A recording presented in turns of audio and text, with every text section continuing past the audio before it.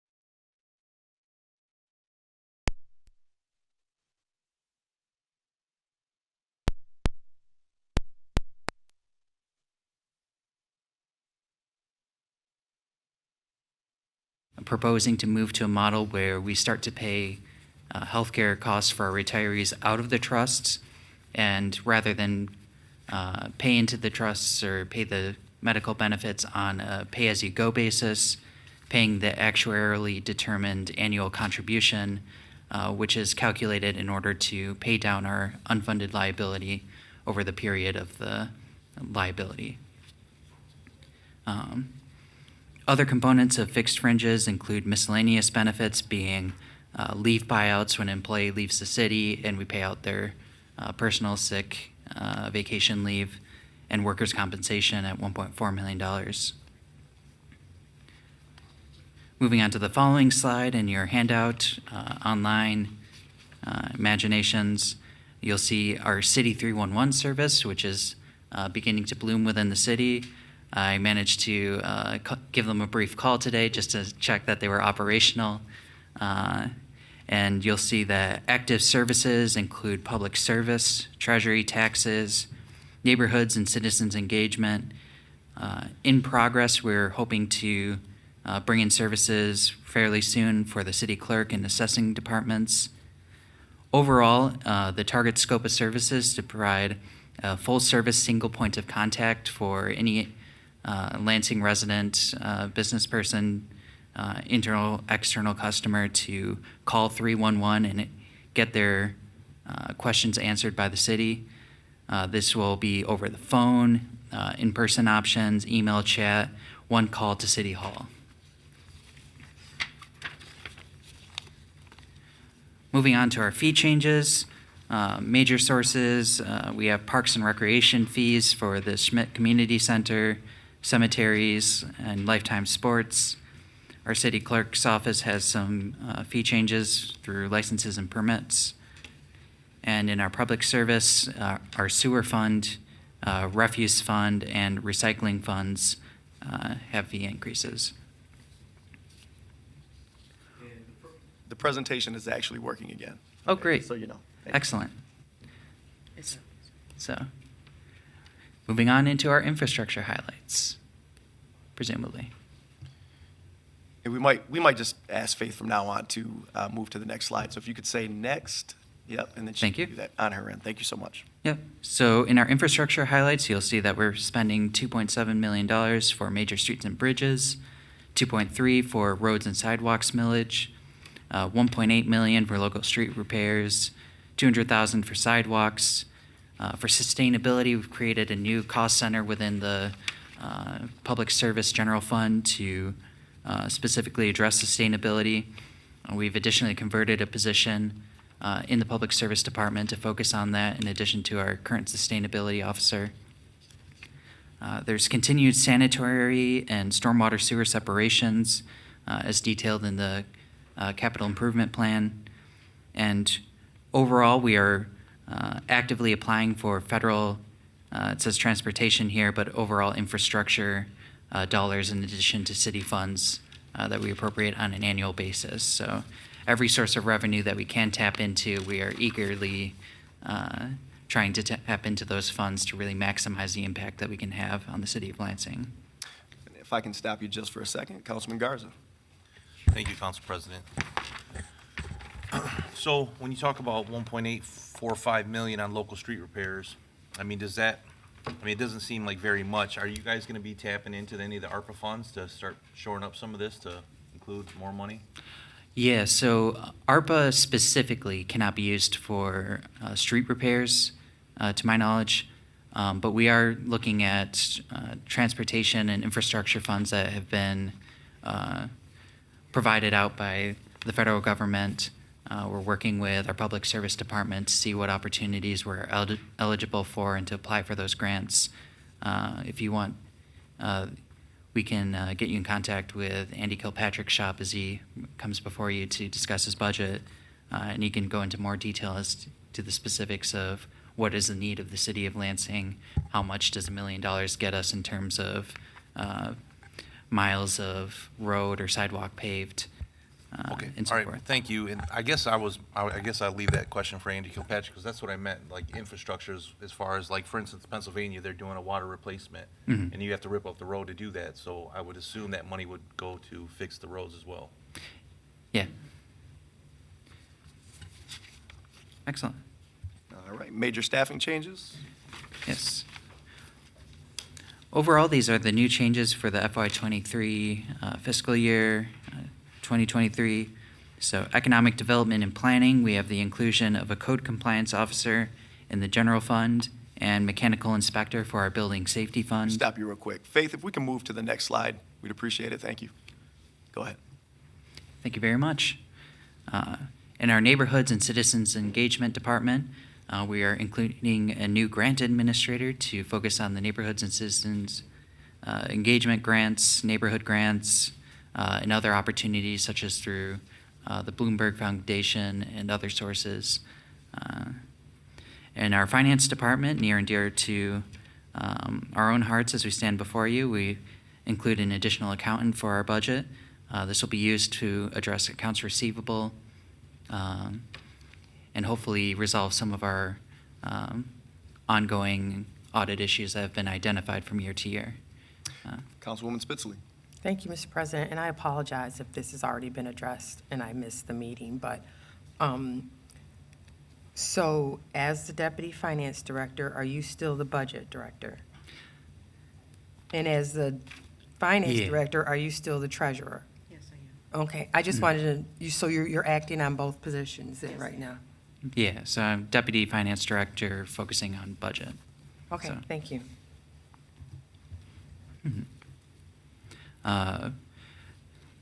Speaking of titles, we can move on to Human Resources, where we're including a new Deputy Director to really help with the workload of the department, the management, really getting our city staff to the finest quality, hiring specialists to go out and do that work on a day-to-day basis, free up time for a dedicated recruiter to go out, find the best staff for the city of Lansing, and a health and wellness specialist to as a companion to our health and wellness administrator.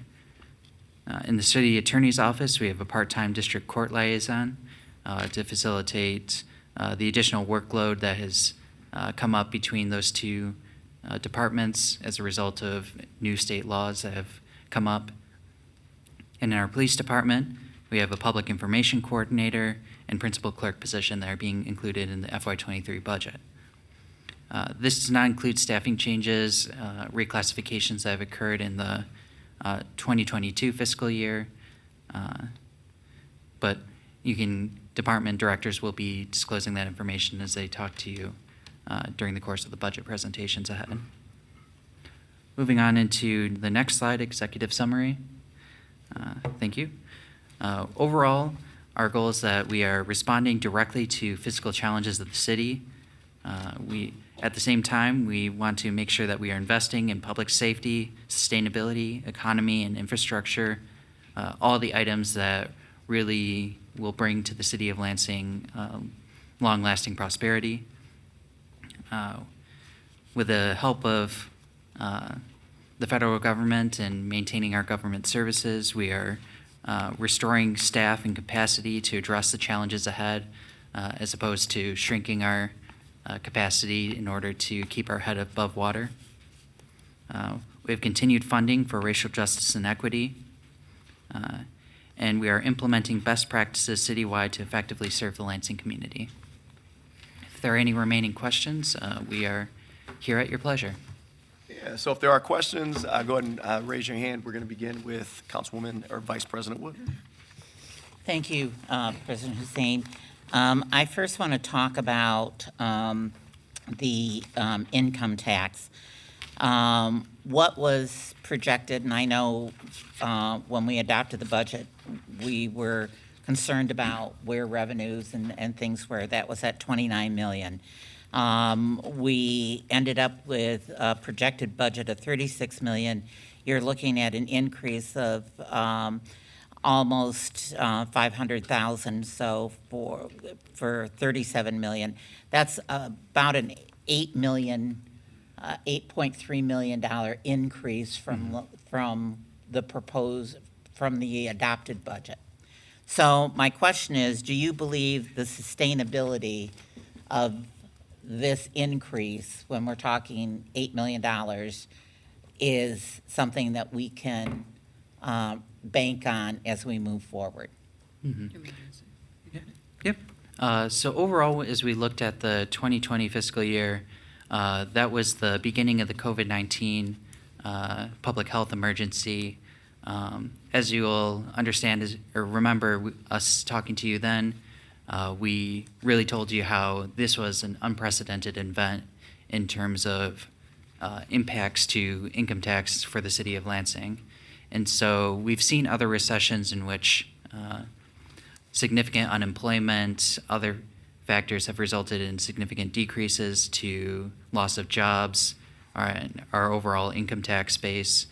And on top of that, we had an unknown factor of remote work. And so as you're familiar, as we were recently doing your taxes, maybe waiting until the last possible weekend, if you worked remotely for a period as a non-resident, working in the city of Lansing for the period that you worked remote, the income tax does not apply.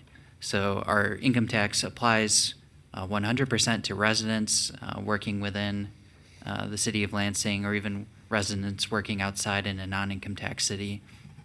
For non-residents working within the city of Lansing, they would be paying 0.5% unless they were working remote, in which case, for that period they're working remote, they're not paying income tax. So not knowing the overall impact of this, taking a look at our overall non-resident income tax base, we came up with a preliminary estimate that was the $29 million. One of the factors that we were concerned about over the fiscal year was withholdings, and in particular people who would not be adjusting their withholdings accordingly during the course of the year, and then when it came around time to do taxes, which would largely occur at the end of the fiscal year, they would suddenly realize that the city owed them money and call back that revenue. Now, overall, we did see an impact. We had originally projected $39 million before we adjusted our revenues downward, and we came out to about $37 million. And overall, it wasn't as bad as we had feared, although it's not a great outlook for certainty going forward. Fortunately, what the 2021 fiscal year provided us was a baseline for what we can expect going forward, and overall, we're keeping our expectations fairly conservative. So the short answer is you believe that it's sustainable. Yes. Okay. And along with the short answer is that you've done some research with our employers to make sure that there's no anticipated large layoffs or moving of large companies. And it seems like Mrs. Kirkland wants to jump in, so if you Go want to jump in. right feel ahead. free. Thank you so much. So we did do a bunch of trend analysis to look back and project forward. With the new plants coming in, we took all of those things into consideration. Also, we wanted to be conservative as we recover from COVID, so we gradually see some increase. And what Jake was saying, we just didn't see a huge refund that we were giving out, so therefore, we're just watching the numbers very closely and staying up on our withholdings and making sure those numbers stay the same. Okay, thank you. You're welcome. My next has to do with the fire protection grant. Why, over the years, they have increased that. So I'm seeing a reduction of around $500,000. Do you have rationale for that? Yeah, so that is really an impact of what we received over the current fiscal year.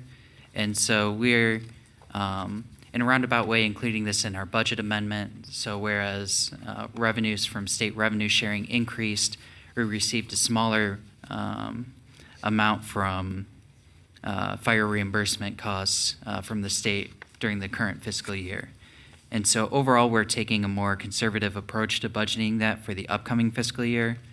The reason for the decrease has to do with year-to-date expenditures, And so the rough formula for which we receive these revenues is that there is a proportion of our taxable value which belongs to state-owned buildings. And they apply that relative percent to the overall costs of operating our fire department. So if our fire department's expenditures are underneath what they budgeted for a particular fiscal year, that brings the number down, although we benefit from the previous fiscal year in the savings that we receive. And so overall, we're taking a conservative approach. There's some variability in what we receive, and this is just updating our estimates to account for that variability. I just have a couple more questions. Oh, yeah. As Councilmember Spitzley had asked about the marijuana, recreational marijuana dollars, I understand that what we got in is during this fiscal year, so you are going to absolutely allocate it to try to use it for this fiscal year. But what did you project for the next fiscal year? And can you answer that first? Yep. So for our current fiscal year 2022, we budgeted $350,000 and just recently received $900,000. The budget which we had proposed to you right before we received that distribution set the budget at $350,000. And so if So we have current the trends, potential of another $550,000 that is correct. to look at as far as additional revenue versus expenditures. Yes. Okay. We hear that. Did everybody hear that? We heard Okay. it. All right. That said, you could- Then, my last question has to do with the budget that's been presented to us. What amount is using ARPA funds?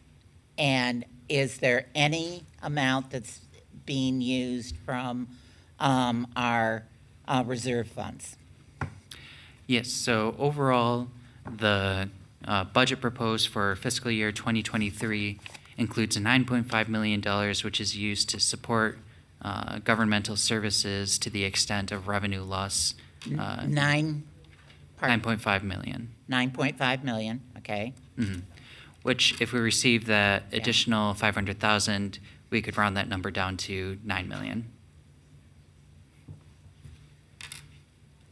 And this is the ARPA money, Current fiscal year. Yes. correct? Okay. Is there any money from the reserve fund being calculated into this budget? Not for fiscal year 2023. All right. For the fiscal year 2022 budget amendment to be discussed later, we do use fund balance reserves to spread out those revenue loss dollars over the next fiscal years to maintain a stable fund balance. And how much is that? That would be bringing our fund balance down to 12%.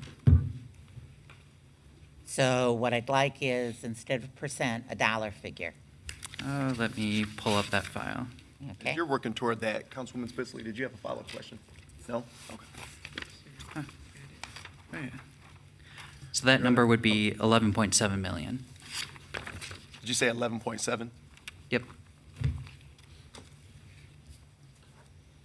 Are there other questions, Councilwoman? No, I'm going to get back to that one. I just had that one marked and circled, so. All right. Okay. Do we have other questions or comments for our presenters? Okay, let me first of all say thank you. You guys were oh, we do have one more. Councilman Jackson, go ahead. I understand this is an executive summary, so can we anticipate getting into some of the specifics, like, for example, racial justice and equity funding in the next presentations in different departments? We look forward to it. And that would be our Human Relations and Community Services Department specifically for that portion. All right, thank you. We appreciate your patience. My understanding is we do actually have the audio as part of the stream piece working now. We have the presentation piece working now. So we appreciate you guys being patient through that, and we certainly appreciate City TV getting that worked out so that we can move forward the rest of tonight's proceedings. Sorry. Thank you so much. What that brings us to is a resolution to set a public hearing. The public hearing with regards to the proposed budget for fiscal year 2023 would be set for, I believe it would be May 9th. May 9th at 7 p.m., 10th floor of City Hall. So with that being said, Vice President Wood. I would move to set the public hearing for May 9th and to move this on to council for a vote this evening. All right, there is a motion on the resolution on the floor. Is there further discussion? Seeing none, all those in favor signify by saying aye. Aye. All those opposed, same sign. Motion carries. That takes us to action item 5D. This is a presentation on our Community Development Block Grant 5-year consolidated plan, as well as our annual action plan. Both of these plans need to be submitted to, who are our presenters tonight? I'm kind of seeing everybody looking at one another. Is it Barb? Is it Doris? Is it? All right, so we're going to actually have Barb Kimmel come on down. Thank you so much, as well as Doris Witherspoon. And as they come down, just so folks, you guys can actually come right down into the well. Thank you so much. We, in terms of these plans, we actually have to submit these plans on an annual basis so that we can actually qualify for dollars from our federal government.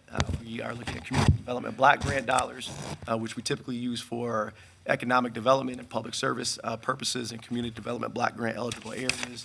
We're looking at home dollars, which we use for down payment assistance as well as home rehab. And then we're also looking at our emergency solution grant dollars, which we typically use for homelessness prevention and street outreach, things of that nature. So in any event, what we have to do is actually set a public hearing. We have to have that public hearing, and then we have to actually approve these plans and submit those to HUD, I believe, by May 14th. Is that correct? All right, fantastic. So you all have the floor. Let's make sure that mic is working, and then we'll turn it over to you. Thanks so much.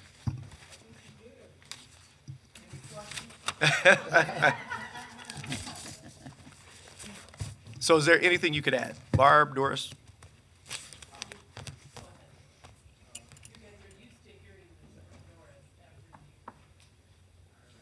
All right, thank you. Just, turn it on. The green light has to be on, and you want to just pull it a little bit closer. Oh, there it is. There you go. There you go. Okay. All right. This is the 48th year of our federal funds for community development resources for community development block grant, home, and emergency solutions grant. And each year, the city of Lansing prepares an annual action plan application to the Department of Housing and Urban Development. And this year, in addition to our annual action plan, the city has prepared our 5-year plan for fiscal year 2022 through 26.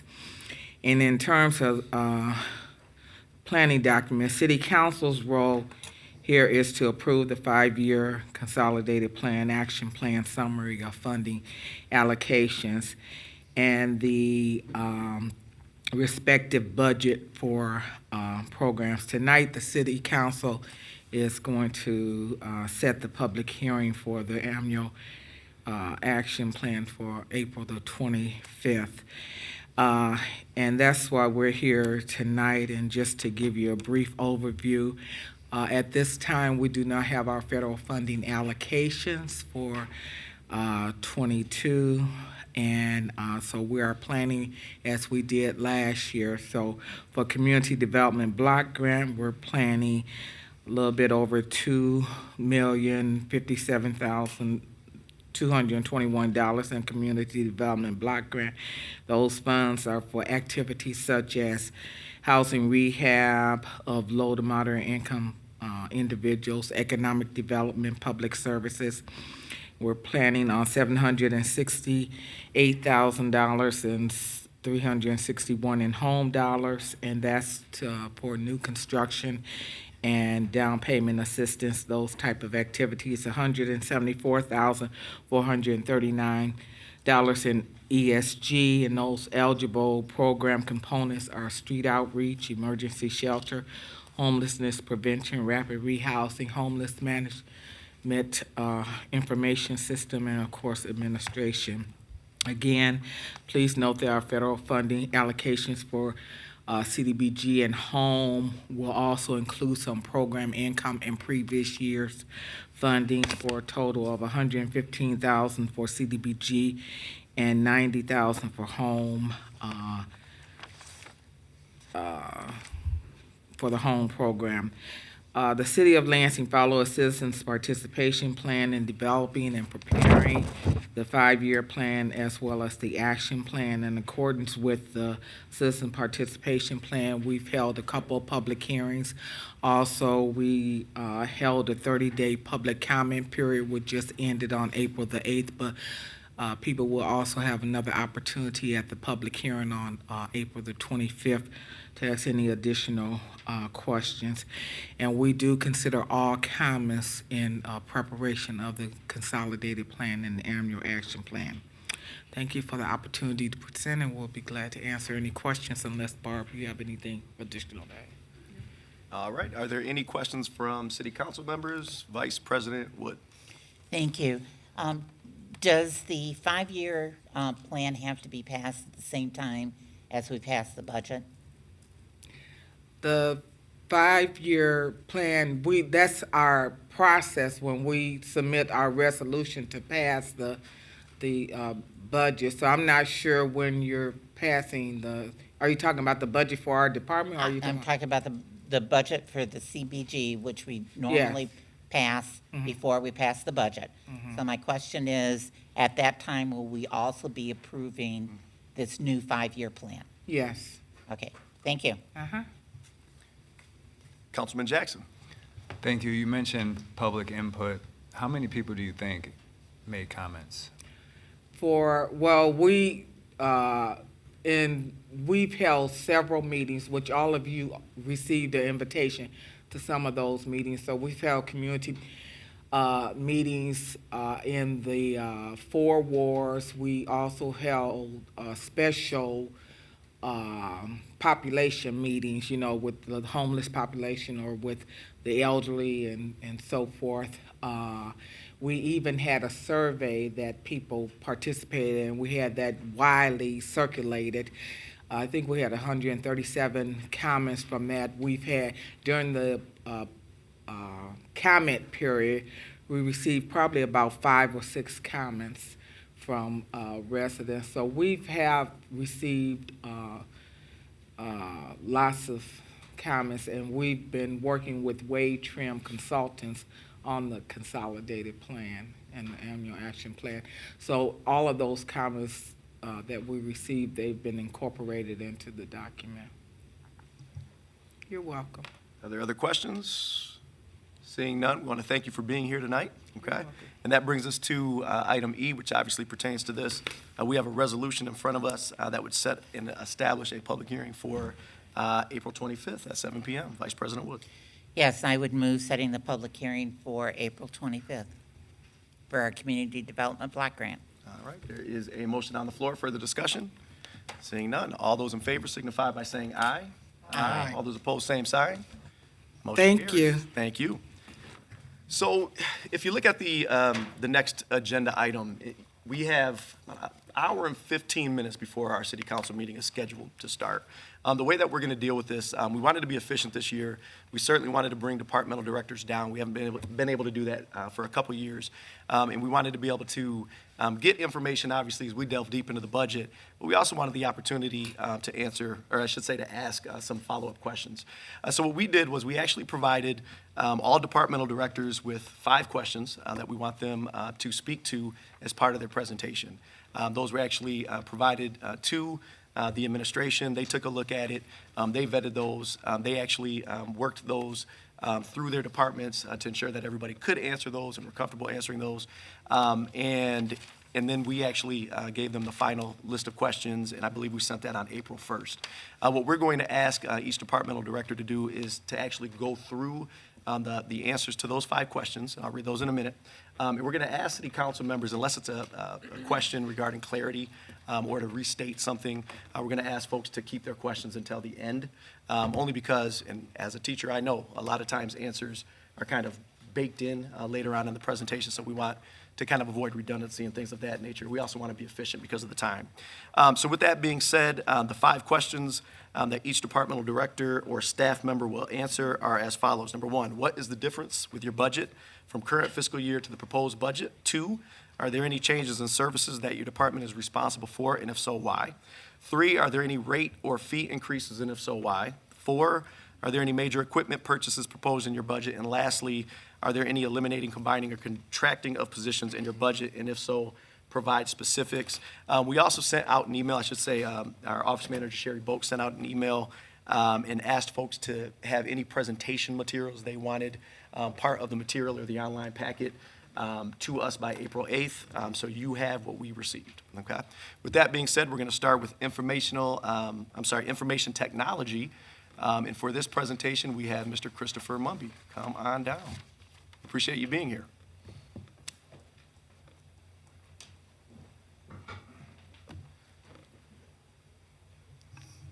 How are you doing, sir?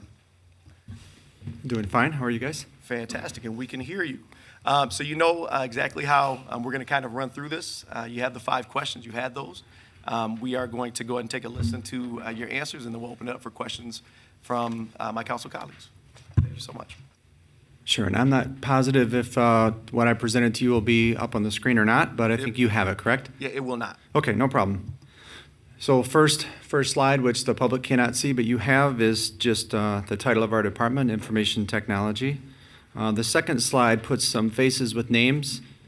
Do you want? Real quick. Go ahead. So, and you're the first person, so, Yep. you know, this is obviously practice for everybody else.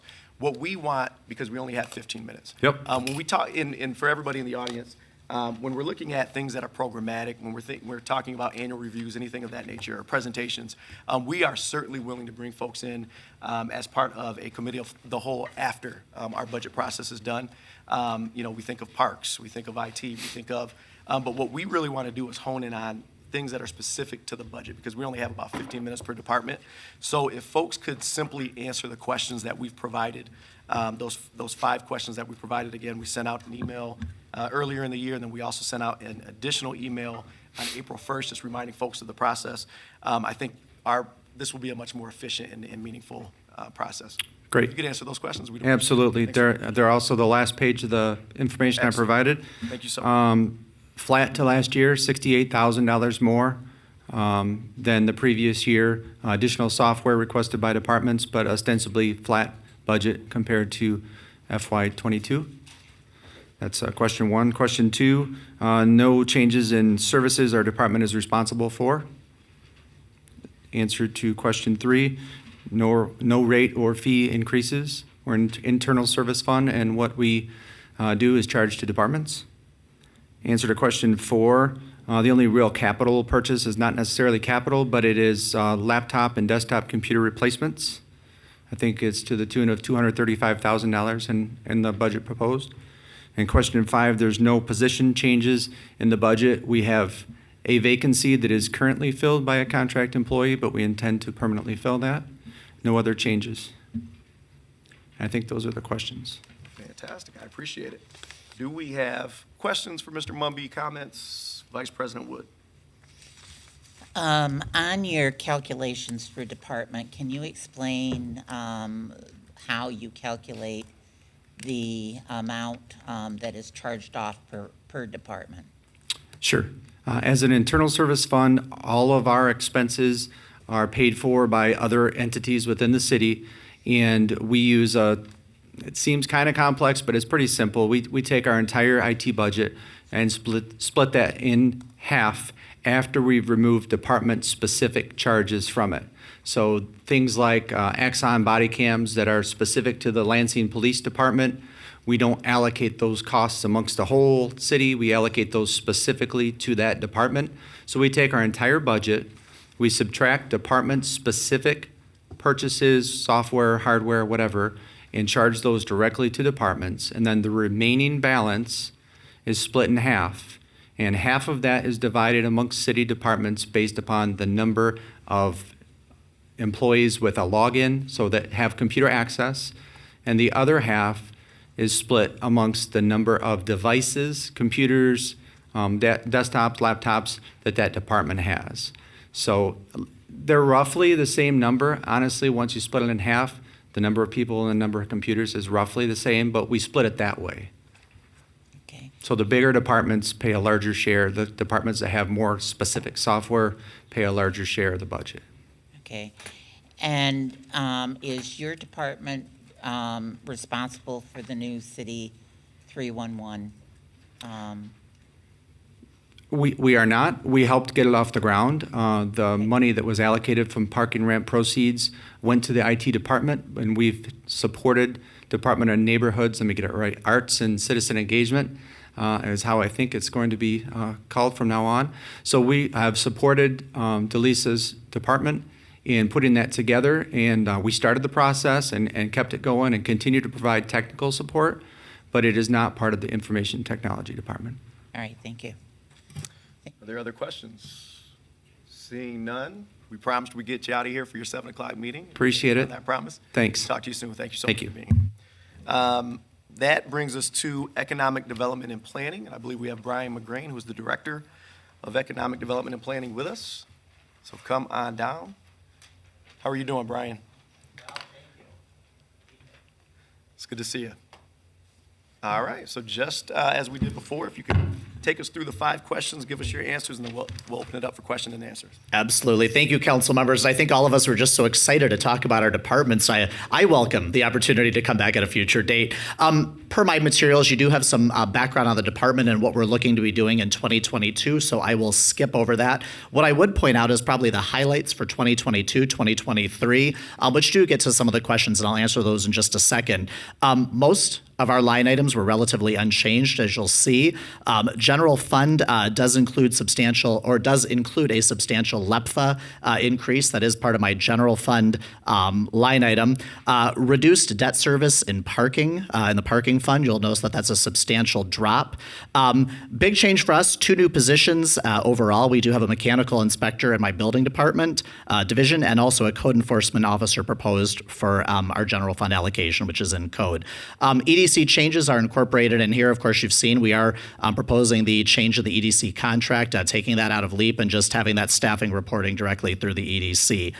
To your question specifically, what is the difference with my budget from the current fiscal year to the proposed budget? Again, it's relatively stable. We do have the 2 new positions added in.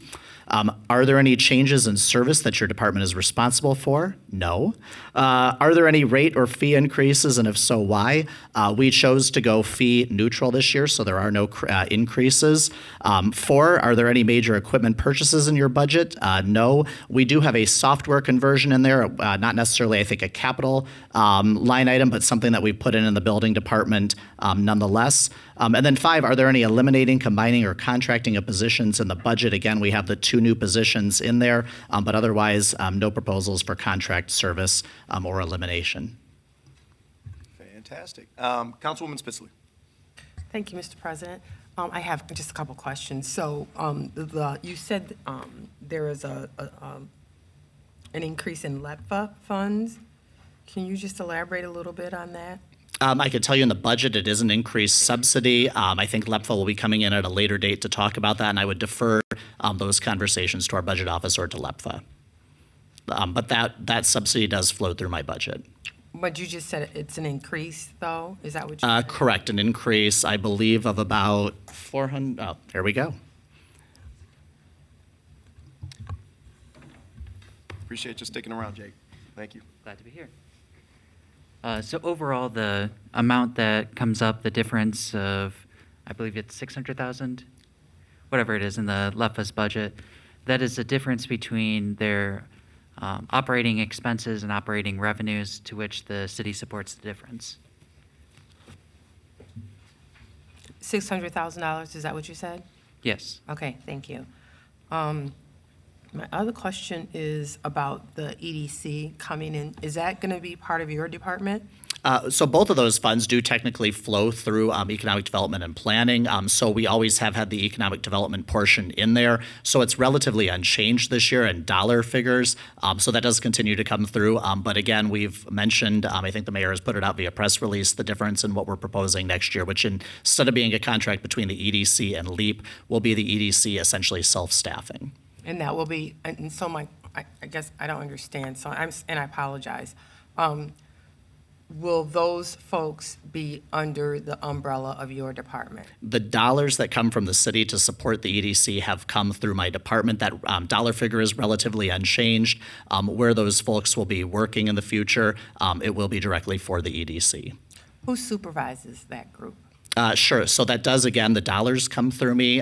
Carl Dorschimer is the lead for the EDC for that contract or for that arrangement. You do not supervise Carl Dorschimer? Not directly, no. He reports to the, well, again, it's a little bit of a complicated arrangement, but he does report to the EDC and as well as to indirectly to me and to the mayor, of course. Councilman Spatafor? Yeah, the EDC is a separate entity with a separate board, and a lot of that work was done by LEAP, which we're now bringing them directly into the EDC as direct employees of the EDC. Correct. Correct, and we're just, it's always been a separate entity, just now instead of contracting that work to LEAP, those folks are gonna work directly for the EDC, which is in some ways similar to how DLI functions or LEPFA or any of those other organizations. They're arms of the city with boards that are appointed by the mayor, but they're not direct employees of the department. That's just where the dollars flow Yeah, and through. because of the way it's established under state statute, the governing body has always been the board of directors in terms of the LEDC, the Brownfield, and the Tifa. The LBA. And that has been confusing for folks. What we did was, we can have an LEDC through, due to state statute. And what we did was, we almost contract with LEAP, who then almost like side contracted with the LEDC. And so what we'll do is we'll end that $300,000 contract with LEAP. This will allow LEDC to bring those folks in staff and hopefully do the work of the city of Lansing 100% of the time. Plus an additional $100,000 of ARPA dollars. Okay, yeah, and that's another piece. But in terms of just the arrangement, yes. Okay, thank you. Looking forward in the budget book, if you go to page 108 in the affiliated agency section, you can see the proposed budget for the Lansing Economic Development Corporation. One of the major changes you'll notice is that previously personnel was included in contractual services that has been broken out into personnel for their budget. Thank you for clarifying. Thank you for that. Appreciate it. Are there others? Vice President Wood. Thanks. A couple of questions that I've got. One of the proposals is for an additional code officer as well as a mechanic inspector, correct? That's correct. And without changing fees, you had said that those were going to remain neutral. Can you explain how you believe that these will be paid for? Yeah, absolutely. Thank you. Sure. We are certainly we have the workload in code enforcement. That is the general fund allocation. We are behind. Certainly, COVID took us down a little bit, but we've been back at work quite some time doing all those things. But I will tell you, it's a challenge to stay up. I mean, we have a lot of rental housing to keep up on, a lot of other code enforcement issues. So we believe that this will essentially pay for itself. With the mechanical inspector, most of our work, again, as it being an enterprise fund, is generated through the permit fees. We have some staffing issues I think we're trying to get ahead of in terms of we only have 2 mechanical inspectors, 2 electrical inspectors, 2 building inspectors, and 2 plumbing inspectors for the city. And so I would tell you the mechanical workload is up, and we're just trying to juggle some of the things that are going on, looking at both the workload, but also thinking about just future staffing issues. Okay. I'd like to talk about the parking fund. We know because of the issues that happened with COVID, the reduction in the parking fund. Can you tell us how much of the parking reserve fund had, and maybe this question for Jake, had be utilized our current fiscal year? See, so overall, our municipal parking system fund is on page 23 of the budget book. Looking at last year, we're operating at about $5 million annual operating deficit for the current fiscal year. We project to use $5 million of American Rescue Plan Act dollars to support the operations of the parking fund. Next year, through revenue recoveries that we're beginning to see in this current year, and continued financial caution, particularly the benefits of reduced debt service generated from the course of paying down our debt for the fund, we are bringing that operating deficit down to $1 million. So overall, we're hoping to bring it back into self-supporting, self-sufficient fund. Well, a couple of things. One, looking at the reduction of state of Michigan employees, I know the idea is for them to come back. I've heard that through the state, but we've seen a number of companies that have decided, to do the work from home type of thing. How do you believe that we're going to be able to make these revenues? It'll be a challenge. I think all along we've been expecting the state workers and many of our other downtown denizens to come back. It's certainly taken longer. I think the good signs are, or there's certainly good signs now that we know the state workers are going to start coming back May 1st-ish onward, but it's definitely been a little bit difficult to project this entire time. We certainly had a number of permits cancel throughout pandemic, and I'll tell you, we think the future is brighter, but it's been a difficult area to project. And so the logic in spending $700,000 on octopus lights is what?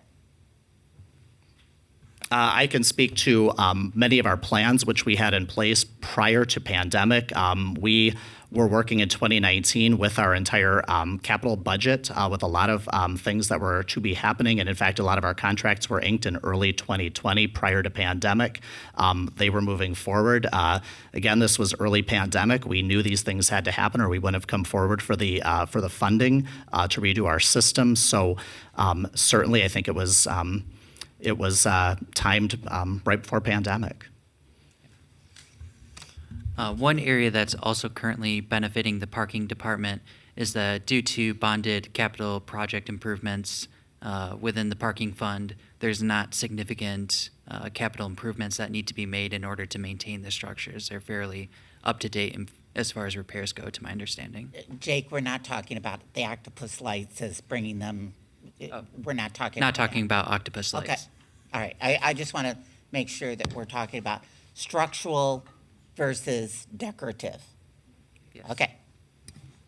All right. Are there other questions or comments? Quick one for me. So, Brian, you know how important I believe and know the code division to be. What would this bring us up to in terms of our code officers number-wise? Sure. This would, I believe, bring us up to 11 code enforcement officers. We have 4 premise inspectors on staff. And I just want to know how you're imagining this. Are you thinking about shrinking districts and reducing the amount of rentals per?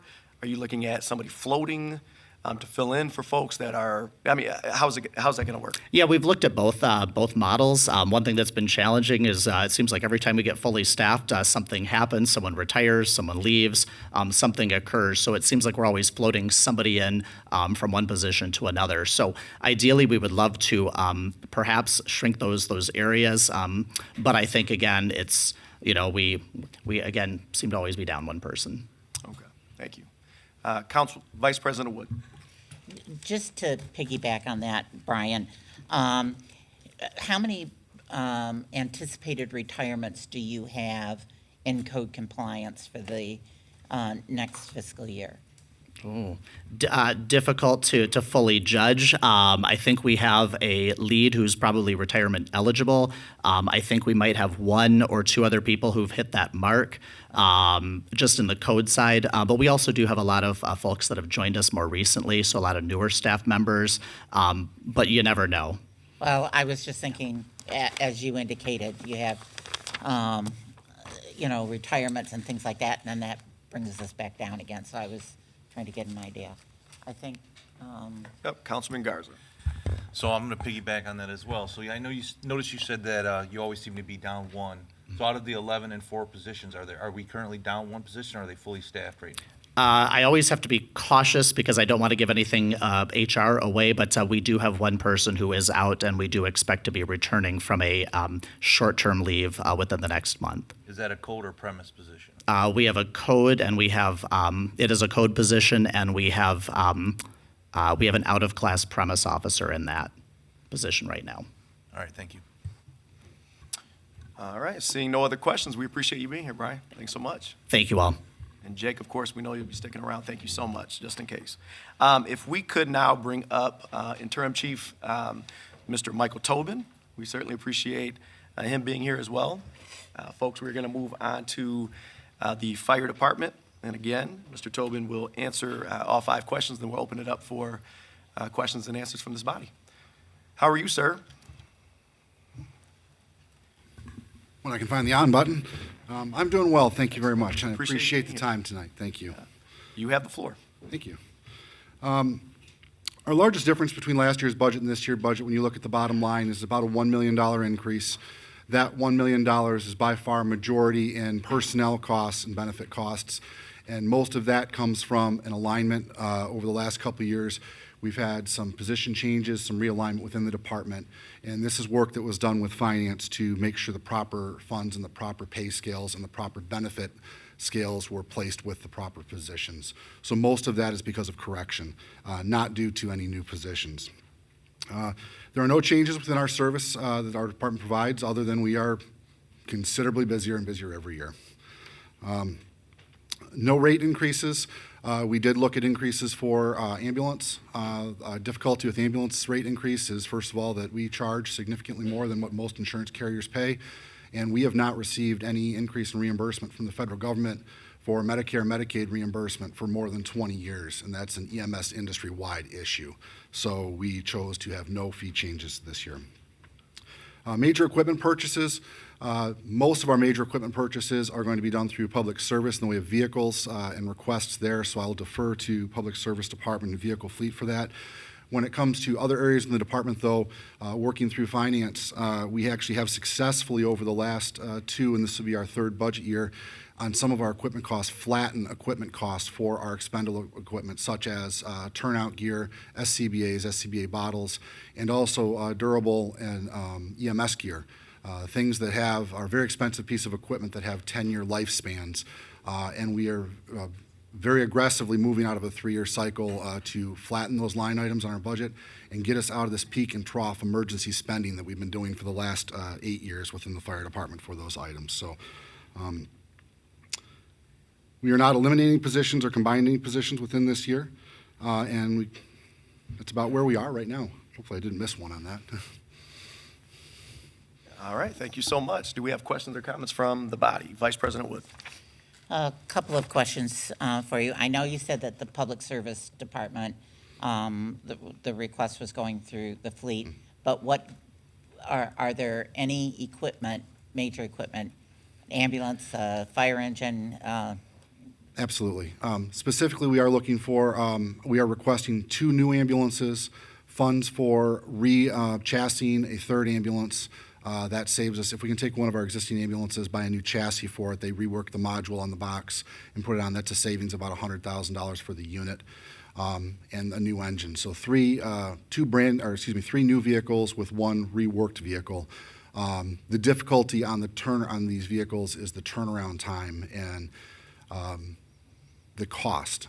An ambulance, the last ambulance that we purchased, just for the education of City Council, was purchased very early on in 2020. That exact same model ambulance from the exact same supplier with the exact same features cost us $217,000 in 2020. Right now, it's been quoted to us at almost $281,000. The exact same fire truck that we're looking for that we just purchased 2 years ago that is now serving at Engine 8. That vehicle was purchased for a little over $500,000 from Spartan. Same model. Actually, we're downsizing it a little bit with a couple less features on it that we determined we don't need, and the initial quote on that vehicle is coming at about $620,000. So the average cost of fire apparatus within the nation over the last 2 years has gone up almost 37%. And we used to budget for a 5% increase for vehicles. And then the time, once we're talking about a newly ordered, it's not like going to the car lot, even sitting Correct. there and watching the Cadillac come off the line. It is, what is the turnaround? An ambulance, the turnaround time used to be between 4.5 and 6 months from time of order to time of delivery. The turnaround time on an ambulance is now 14 to 16 months. Turnaround time on an engine from time of order to time of delivery, pre-pandemic for this model that we go for was 6 to 7 months. Now they're quoting anywhere between 22 and 30 months for turnaround. Okay. That includes, and that goes even beyond the vehicles. For example, with the turnout gear, for example, every time we bring in new firefighters or the turnout gear our firefighters have that expires, there's a 10-year lifespan. That turnout gear from the time of order to the time of turnaround used to be 6 to 8 weeks. The manufacturer of turnout gear is now quoting us 1 year. I know there has been some discussion about defibrillators. Yes, I would thank you for bringing that up. It's a program that You're I'm very very proud welcome. of, and if things go well, smile please, the program that we are working through is a program called ALS 360. This is part of our flattening budget program. ALS 360 is a program through Stryker. Stryker is the manufacturer based here in Michigan that supplies some of the largest and most expensive parts of our EMS gear. They supply our cots. The cost of a cot in the last 20 years has gone from $1,000 to $37,000, believe it or not, just for a stretcher. It also takes care of our heart monitors, our Lucas machines, which are the CPR machines, our AEDs, and it would also include power loads for our ambulances. Power loads would allow us to load patients into the ambulance with little to no effort from the crews, dramatically reducing the chance of, first of all, injury to our patient if the patient was dropped, because the chance of drop goes almost down to nothing, and it dramatically reduces the chance of injury to our firefighters as they're loading and unloading patients. The beautiful part of the AED program is twofold. There's a community aspect in the program. First of all, we could bring all of the AEDs that are within the city of Lansing, within parks, within police, the AEDs that are here in City Hall and other buildings in the city, all to the same model and unit that would be covered by this project, with software upgrades and anything that goes along with that. Additionally, this program through Stryker would allow us through any community partner, it could be schools, churches, any other partner within the city, they would be able to purchase AEDs off this program through the fire department at a discount of anywhere between $1,000 and $1,100 a unit. That's almost half off for a unit. This is a 10-year program with Stryker. The 10-year program, over the life of the program, would save the City of Lansing Fire Department approximately $2.5 to $3 million. Midway through the program, there would be a technology upgrade on all of the equipment, so that we would have the newest, most updated equipment midway through the program. And the beauty of this program, a lot of people compare it to a lease program. It's not, because at the end of the program, if we decide not to re-sign with Stryker, all the equipment is our property. So we would not have to worry about repurchasing equipment. That sounds good. My next question, back to the ambulance fees. It's something that I bring up, and you know where I'm going with this on a regular basis. One is, what is our collection rate? Mm-hmm.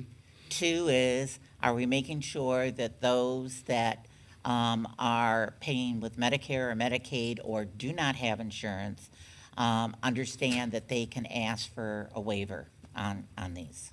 Yes. First of all, right now, our collection rate on our ambulances is approximately 30 to 31%. That waiver is quarter to quarter. It's been as high as 34%. It's been as low as 28%, so it's a quarterly fluctuation there. When it comes to the bills, yes, ambulance bills can be very troublesome, especially when they show up. EMS transport was one of the Medicare surprise bills that was not eliminated by the state in 2018 when they made adjustments to the surprise Medicare bills that can come out, unexpected bills at the end. So anytime that a bill is delivered, that with the bill that goes to the person that we transport, there is information in there that they can contact our billing company, and there are numerous avenues to take care of the remainder of the bill. Everything from payment plans through adjustments in the cost due to hardships, all the way to that if hardships are awarded, that bills can actually be waived. And the reason I bring this up is I still have my seniors that, and we had one even at my other building that needed an ambulance to take them to the hospital, and insisted on having somebody drive them because she was scared to death about getting an ambulance bill. Mm-hmm. And, that time, which we all know, when we're dealing with that time that being in a car instead of having a crew there that's able to take care of them, We just have to make sure that we're getting that message out. And since I have the opportunity, Yes, I have spoken directly with many people personally that have had I know, I send them. that have that have contacted us, and we have talked through it, and we have found solutions to their bill. And in many cases, we understand, especially in the tight times now, as inflation is going up and income is being stretched further and further. The last thing I want is for anybody in the city of Lansing that needs ambulance service to think that I don't want to call 911 because I'm concerned about the bill, because time is definitely critical in those situations. Okay, that answers my questions. Thank you, sir. All right, Councilwoman Spitzley. Thank you, Mr. President. So, I'm assuming that equipment or structural needs are the same as equipment.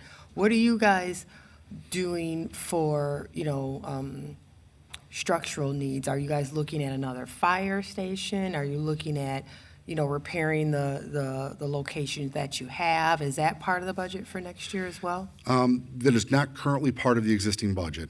The equipment part of the budget is specifically with regards to the personal protective gear that firefighters wear, utilize, the equipment that's used on EMS fire calls and such. When it comes to buildings and facilities, the buildings are actually funded through the building department for the work that's needed on them. We are currently working with the building department and with the mayor's office to look at avenues to improve and replace some of our structures.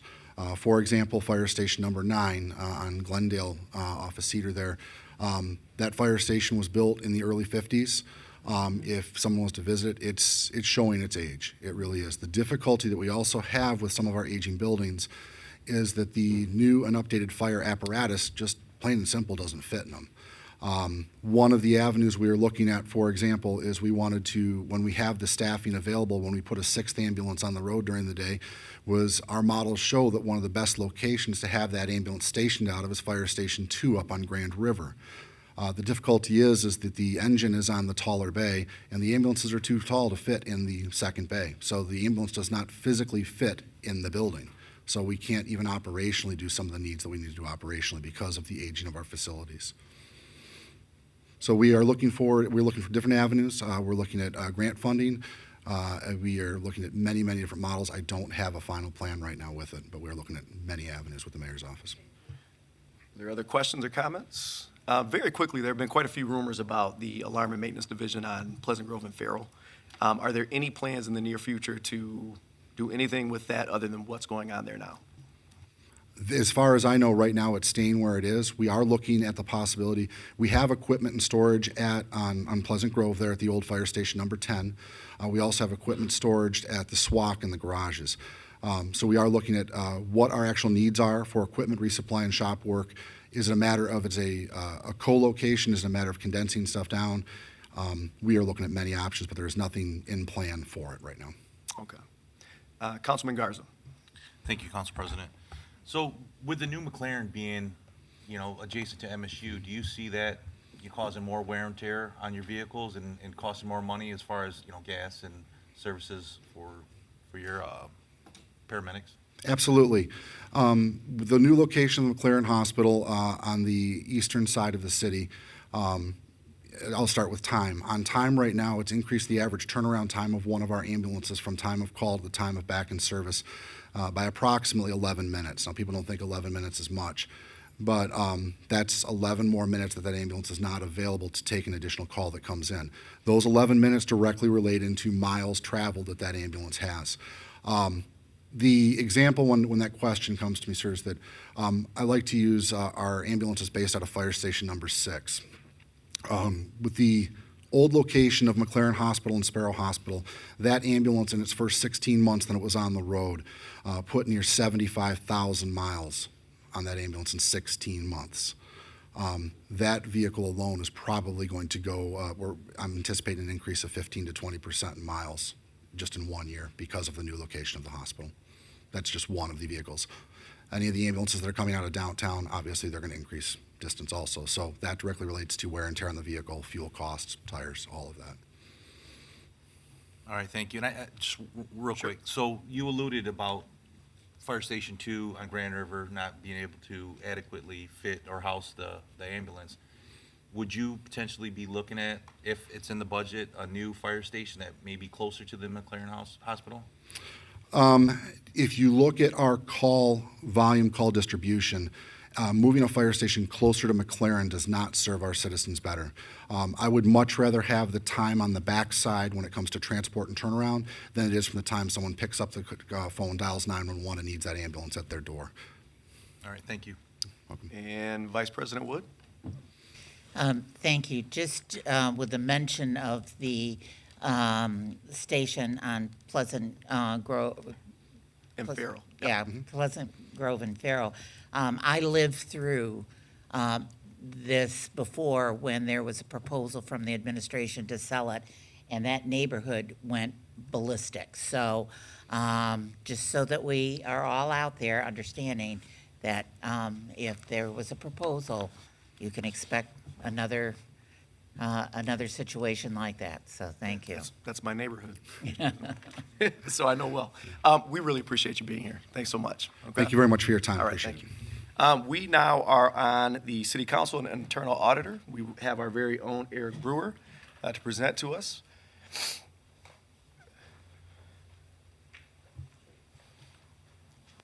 All right, Eric. Green light's on, correct, still? All right, fantastic. It is on now. Thanks so much. Like I said, thank you, President Hussein. What I'm going to do is I'm going to cover City Council internal audit. First off is I'm going to cover the 5 questions that you sent out prior. Is there any difference between the current fiscal year and the proposed budget? Yes, there is. There was an increase within the City Council of about $100,000. In addition, the internal audit department had a $14,000 increase. The majority of those increases within the City Council was because of miscellaneous operating getting increased by $55,000. And in addition, the regular staff increases that is consistent with other departments. And then the only increase within the internal audit was basically having the position filled the full-time and staff salary increases, which is consistent with other departments' increases.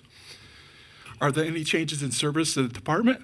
Obviously, you guys are the department, so I don't think there is, and I don't expect there to be unless you add additional committees or vice versa. But there's not planned financial funding within the line items for additional services. Are there any rate increases? No, there are not. And are there any major purchase equipments proposed within the budget? The miscellaneous operating is not in an equipment line item, but like I said, it's largely discretionary, so there might be some of that used for equipment, but ultimately it's, you can obviously speak on more of that because there was, Councilmember Spatafor was the one that specifically requested the increase within the Ways and Means Committee.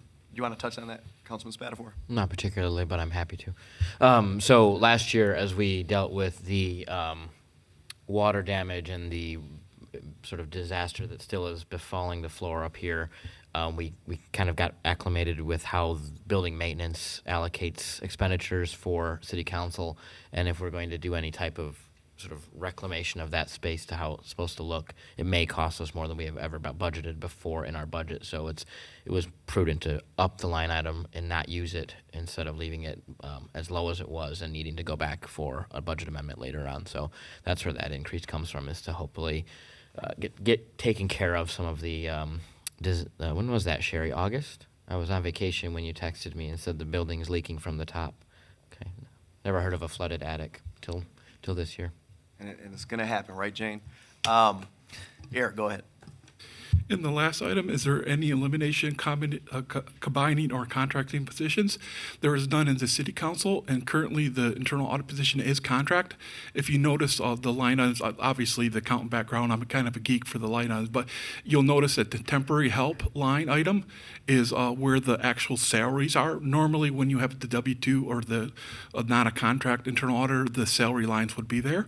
And obviously, it's a contract position, which you guys are more aware of the contract terms on that. Are there any additional questions? Questions, comments? Vice President Wood? This is not directed to Eric. This is more directed to the administration. I am going to want a lot of detail on the 311. We are being charged $79,000 for 311, and I want to know the breakout of all departments on what they're being charged, what the service is supposed to do. If it's anything like Lansing Connects, we better get our money back. Yeah, and I think that line item is actually 37,562. However, the question remains, correct? Yes. Okay. All right. Are there other questions or comments? Seeing none, we appreciate you, Eric. Thank you so much. And lastly, we have our finance department. Oh, I'm so sorry. I skipped the city attorney. Mr. Jim Smirka actually asked if he could just present from up here, and certainly we will oblige. Mr. Smirka. It won't be long, Council. Basically, the difference is, if you want to talk in terms of dollars, it's about a net plus $70,000. And all of it is related to district court prosecution. So we prosecute in the office 2 days a week, 4 courtrooms. And the prosecution topics are drunk driving, every kind of a misdemeanor crime that you can think of, building code violations. There's a whole code book there, and anything that's made a misdemeanor or a civil infraction is prosecuted through our office, and that involves not just the day-to-day prosecution, but also all the back office, you might say, with the police officers, getting search warrants, administrative search warrants, so on. So that's the prosecution, if you didn't understand that. We're putting in a half of a part-time position, or a part-time position for the person that helps to pull all the files together so that the prosecutors have a complete file with the evidence necessary, the witnesses subpoenaed, all the discovery requests that come from opposing counsel complied with, because you could lose a case if you don't do that. So that person to process. We also have that, if you come down to our office, that has to be cordoned off with glass walls because we have to comply with the lien laws. And no one can be able to see any of the documentation about personal records or whatever that may be on the law enforcement intelligence network. So that those people have to be in that room. And nobody else is allowed access to that room. The other part is we're changing software. The entire staff has reviewed a new software called Carpal, Case Management Systems. And I have personally reviewed it again, saw the presentations. We are completely pleased with it. It's not used in Michigan, it's used elsewhere. Michigan uses the old systems. This one will integrate with evidence.com, allowing us to pull videos into the files. Also has application for freedom of information down the road, accessing and automatically notifying witnesses to appear in court, officers, getting police reports. It's a complete integrated system, so we're completely pleased with it. That number is $47,800 and $7,400 in maintenance. I'm waiting for the proposal to come. What are we doing differently? Number 2, we've become more fully engaged with the Board of Water and Light. I personally have been attending their board meetings, intend to commit time for their committee of the whole meetings also. We also have your new deputy city attorney, city council liaison sitting behind me, was integrated last year and is now for the first full budget year this year. And I don't know if council knows how much work we do in our office with economic development, with EDC, with LEAP, and all those processes on the back end to bring these deals before you. But we're doing a lot of work on that. And that's, I don't think that was done historically, but it is now. No rate increases. I also mentioned already mentioned the carpal, I want to say carpal tunnel syndrome, but a carpal software and the district court position, and that basically is it. Other than that, no changes. All right. Do we have questions or comments? Oh, I have 2 vacancies. Sorry. 2 vacancies. Thank you so much. Vice President Wood. Just a couple of questions. So in the budget book on page 68, where it says that the 2023 budget includes incorporating the city, assistant city attorney, city council position, as well as a part-time legal assistant. So I guess because she was part of last year's budget, I'm trying to figure out why this. I think the numbers are just what the numbers are, but in putting this together, we just wanted to point out that even though it isn't a brand-new position, it was made a new position last year, in the middle of last year. Okay, but this makes it sound like this is changes to the FY 2023. I know, and I looked at that too, and that's the answer. Okay. It is new for a full year. Okay, all right. And then under insurance and bonds, I'm assuming this insurance has to do with the city attorneys, not with our insurance. Right. This is as a municipality. This, to my knowledge, is a spreading of legal costs across all the departments. Okay, so, my question that I keep asking, trying to get a city attorney opinion on, has to do with our boards and commissions and whether, they are covered under the city, or whether it's a matter that we need to be telling these people that they need to be getting insurance of their own. We are members of the Michigan Municipal Risk Management Authority, which is a consortium of municipalities throughout Michigan authorized by statute. Backing that up is, I believe it's a $5 million straight insurance policy, okay? MMRA manages some of the litigation that we send to them. In the MMRMA indemnification language, they include those advisory boards. Okay. So the only issue is whether the $1 million deductible covers advisory boards. And it's not in the MMRMA policy. We don't think there's risk there, but we've prepared an ordinance or a budget policy that you can adopt to cover advisory boards. We have never seen a risk, never seen a lawsuit. We don't believe there's a lot of risk for advisory board members because they don't make decisions. But we'll give you a policy that you can fully indemnify those advisory board members. Okay, and mine keeps coming back to whether we're talking about boards that make decisions, the Board of Review. Right.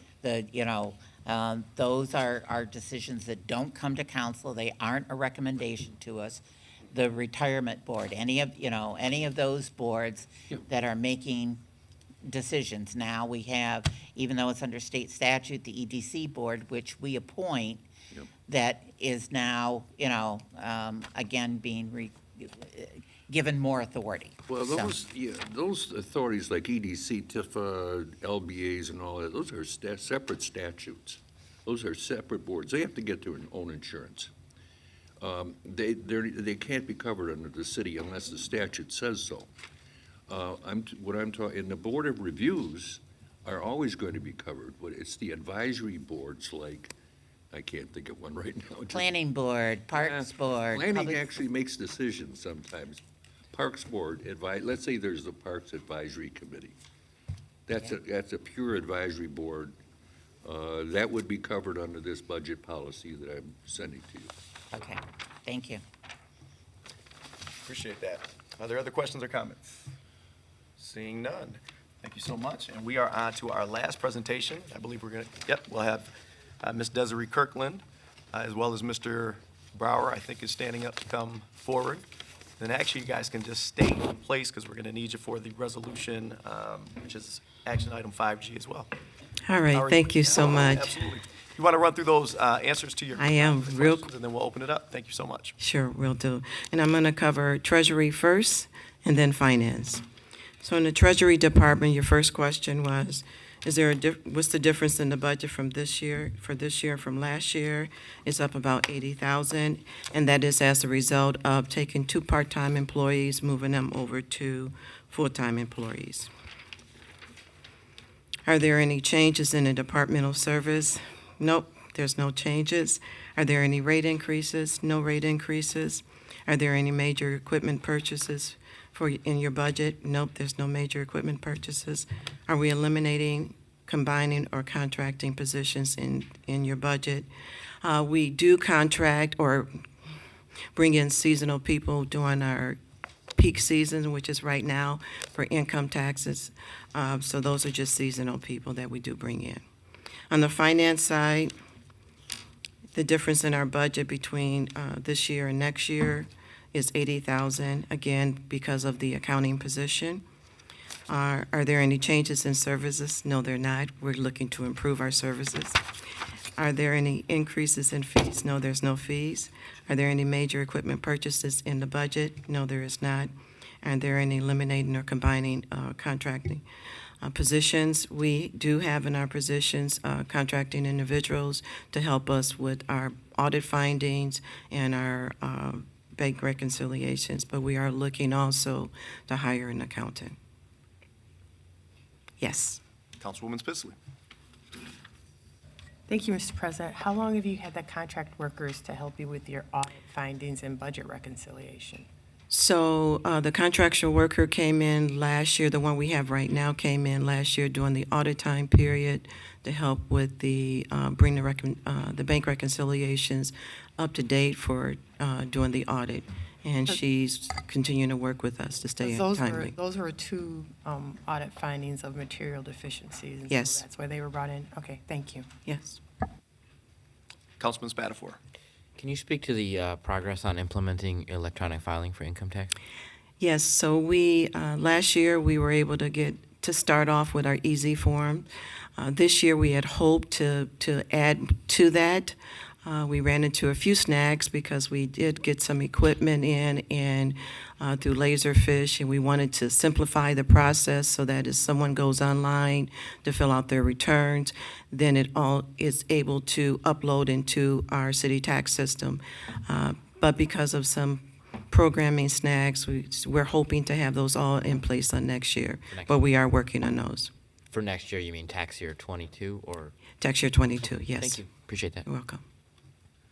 Are there other questions or comments? All right. Is there anything additional you'd like to add? We're working real hard to serve the people in the Lansing community on the income tax, property tax, and in finance. So thank you so much. Oh, thank you. That moves us to item 5G. This is a resolution that pertains to a budget amendment. For folks at home, we, from time to time, are asked to approve amendments to an adopted budget. At times, it's to transfer unencumbered funds. At times, it's to appropriate excess dollars to meet health and safety needs, et cetera. My understanding is there's been a number of circumstances that have resulted in this particular budget amendment. So I'm going to turn the floor over to Mr. Jake Brower, and then we will consider this resolution. Thank you so much. Thank you very much. As discussed in the previous presentation, income tax revenues were a significant source of uncertainty as we entered the FY22 budget development process. As we finished our 2021 fiscal year, we were pleased to see that the worst impacts of the pandemic did not materialize as we had thought.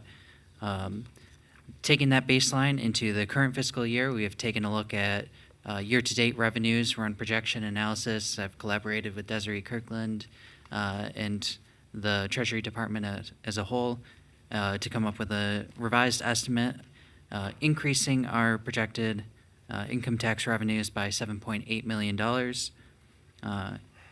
As discussed earlier, we are recognizing the additional $550,000 of recreational marijuana revenues that came in from state distributions.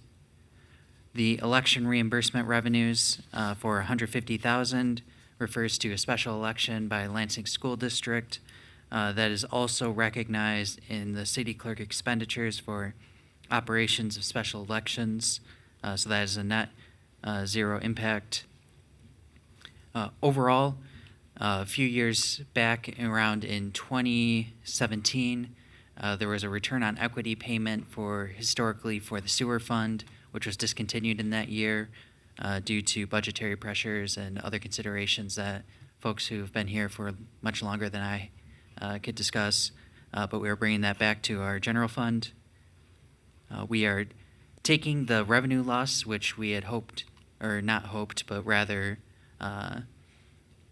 included within our adopted budget to sustain government services, and we are using the reserves built up over the previous year from one-time savings and federal revenues, and taking that to spread out these federal funds over the course of the next few fiscal years to support our budget. The net combination of this is a contribution to from fund balance, bringing our $700,000 increase down to an about $11 million decrease, or a 12% fund balance ending. Question? Councilwoman Spitzley, thank you. Thank you, Mr. President. So, in a nutshell, you're saying that you're not going to use 18 million, roughly $19 million in ARPA funds. You're going to use $11 million in your fund balance, right?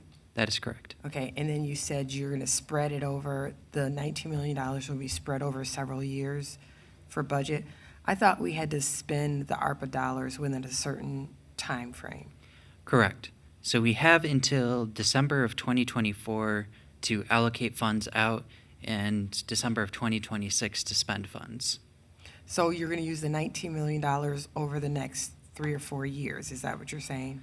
Correct. So our intention is that rather than use it up all at once, we're going to spread it over the course of several fiscal years as we resolve the underlying cyclical and structural causes of our deficit. Or And net these operating. dollars will just be used for budgetary deficits, not for anything else? The specific use of these funds would be, according to the legislative language, which is very technical, supporting government services to the extent of revenue loss, according to the formula provided by the U.S. Department of Treasury. So overall, between the 2020 and 2021 fiscal years, we have recognized about $30 million, which is available to be claimed for supporting government services to that revenue loss. Okay, thank you. We have Councilman Spatafor, then Vice President Wood. Jake, what's the rationale for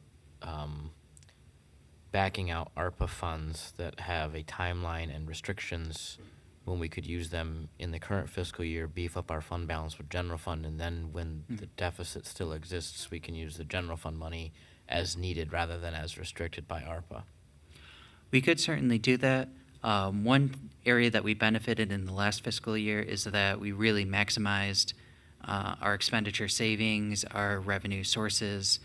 You'll recall that we used federal grants for public safety, public health, payroll reimbursement to straight pay for salaries of our policemen, firefighters, public safety employees. We used the coronavirus relief for local government grants to do the same. We experienced several operational savings through the Work Shares program, through just general operations of operating in a reduced capacity. And so we're taking that savings from the previous fiscal year and applying it to this fiscal year, more or less. And so overall, we're maintaining a 12% fund balance, which is within the recommended threshold by our budget policies. And if you so pleased, you could potentially use revenue loss funds to support more governmental services, which would have the net impact of improving our fund balance, say if you wanted to target 15% as opposed to that 12%. So none of the money that's calculating that 12.5% is federal funds? That's all general fund? That's all general fund. Okay. Does that answer your question? It is an answer to the question. Thank you. All It right. was thorough. Thank you, Jake. Vice President Wood. A couple questions. So first of all, the ARPA money, did we receive all of it? We have received the first tranche of approximately $24.9 million. We expect to receive the second tranche in August of this year. Okay. So are those funds being invested or just sitting in a bank account, or what are we doing with them? They're being invested, if you couldn't hear. Yes. One of the rules regarding these funds is that the U.S. Department of Treasury will not reclaim the interest revenue. So the interest revenue that we do receive from the funds will be applied to the city as a whole. Okay. And if we approve this resolution, is there any mechanism that has to come back to council so that we approve where the funds are going? Yes, so the benefit of this resolution will be that all of the appropriation, which was previously locked up in using these funds to pay for government services to the extent of revenue loss, those will be available for other uses. And so separately, council has approved a resolution accepting the entirety of the ARPA grant Right. and appropriating the first tranche towards the eligible uses of the grant. And so we would be able to apply that towards the other eligible uses being premium pay for eligible workers, investments in necessary infrastructure for water, sewer, broadband eligible Those projects. have to come back to council for approval. Those would not have to come to council for approval, although we are providing for you a spending plan and a resolution to appropriate the second tranche. Okay. Then my third question is, I know that you have not paid out yet Mhm. the emergency first responders dollars. It does mention this in here, Mhm. so I want to know where we are with that, because I'm not about to approve any resolution if those first responders are still waiting. Yes, so I believe we're fairly close, and I don't want to get in the way of our chief labor negotiator, who is working with our unions individually to finalize the terms and lists of employees who would be eligible for that premium pay.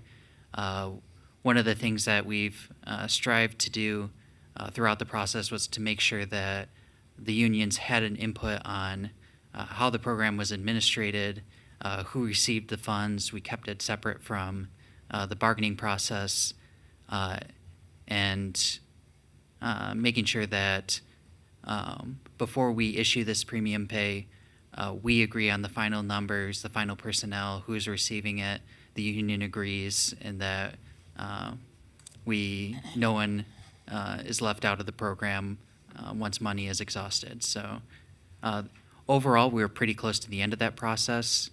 What this resolution would do would be freeing up the appropriation used for revenue loss purposes, which would make it available to use for premium pay as soon as tomorrow, although probably not that early. If we added a clause in this that this would be taken care of within 30 days, is that a possibility? I would have to consult with our chief labor negotiator. I don't want to get in the way of her work with finalizing agreements with the unions. Well, I'd like you to get in touch with her before the Yeah. council meeting. Our because goal I- is to have this complete in time for no later than the August payment that we would be receiving. So we are projecting no later than August for these payments. No. Councilwoman, Yeah. Yeah, Councilwoman, just very, very quickly, because if I don't let Councilwoman Spitzley ask her questions, she's Yeah. going to come across the dais. Councilwoman Spitzley, go ahead. Okay. I think that I'm very frustrated, and I agree with Councilmember Wood. I will not be voting for any budget amendment or resolution. I find that you said a couple things. You've said that it's part of negotiations between the unions, and I somewhat get that. And that this $19 million will free up monies as soon as tomorrow to address that. But then in the next sentence, you said that you hope to be able to pay them in August when the second tranche comes along. So to me, it sounds like they might get paid before August, but they might not get paid until the second tranche comes along. And that, to me, is unacceptable. You know, we're finding a lot of things to fund ARPA with, a lot of things, including the EDC and some other things that I will not be voting for either. The fact that we have still not been able to reach resolution to pay our first responders, and we have this $19 million that's here, and then we get another $26 million, to me, is troubling. So I will not be supporting this resolution at all. And I certainly don't want to tell anybody what to do, but we certainly could support out of committee, make sure that the question is answered before council, amend on the floor if necessary. And then we'll let the chips fall where they may. May I address? Please do. Vice Sorry. President, I want to assure you all that we have every intent of funding it as soon as possible. We are just been waiting to get the numbers from the unions just to confirm who should get the amount. And as soon as we get that documentation, those funds will be released. We're not trying to just hold on to it. There's no reason to. It has been set aside and allocated for that group. So we're just waiting to confirm the information from the unions. Okay, here's what we're going to do. Okay. I have Councilman Garza, then I have Councilwoman Spitzley, then I have Vice President Wood, and then we'll try to proceed at that point. Councilman Garza, go ahead. All right, thank you, Council President. So I appreciate Vice President Wood's comments as well as Patricia Spitzley's. You know, and that was going to be part of my comments as well. I mean, there's been a lot of rumors going around that the money's gone. You know, I know that you guys have assured us it hasn't been, but when you say potentially they won't receive any money until August, that kind of just brings that back up into question again. But I get what you're saying. You said no, you haven't spent it. Thank you. But when you say work share savings, can you tell me how much money was saved in the work share? Yeah. I'd be approximating from memory, but I remember I was tracking it for the second round of work share. I can't say off the top of my head for the first round, but I'd say approximately 500,000 net benefit would have gone to fund reserves, which we're using as part of this amendment. Overall, we are hoping to get this premium pay out as soon as possible, and without eliminating this restriction on using it for revenue loss, we wouldn't be able to pay it out until the next fiscal year anyway. Okay, so I guess my whole point of wanting to know what that $500,000 in savings for work share is, my understanding is other municipalities did pay out for work share, and I'm just wondering why, you know, our employees didn't receive that money as well. One thing that the city of Lansing did do is we received about $380,000 from the state directly to be used for first responder hazard pay premiums, and we issued that in, I believe, August or September of 2020. And so we're hoping to finalize these lists with our union soon, get that premium payout. One of the things that we were concerned about early on is that we received from the U.S. Treasury a set of interim final rules, which they told us at a later date would be amended to a final rule. And before we had made a final determination of how eligibility was determined, who was considered an eligible worker, we did not want to spend money from these funds, which the federal government would then say that we paid improperly and then call on us to pay that funds back, which would then be potentially a $2 million hit to our general fund. Well, I understand that. You're saying first responders, but I'm talking about like the other workers that were deemed essential, like the code compliance officers that kept, you know, the projects moving forward throughout our city, like our new hospital we have. You know, those, in my understanding, those employees never received any money, like other municipalities have.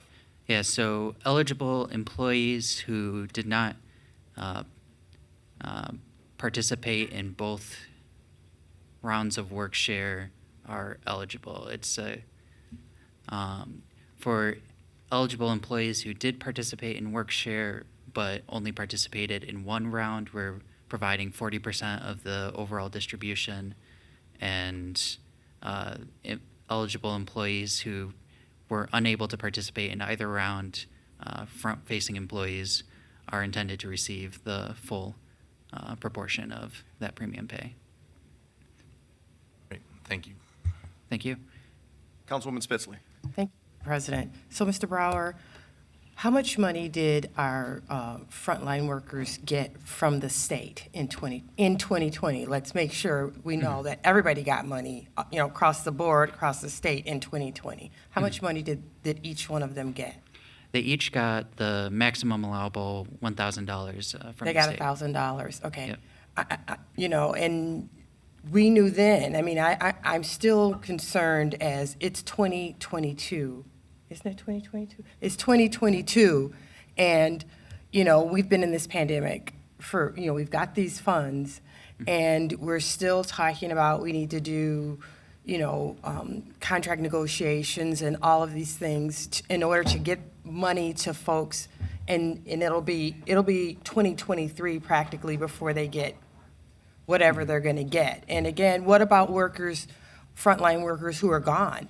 They've missed this opportunity. When we had money last year, we could have paid these folks. And now we're still doing negotiations.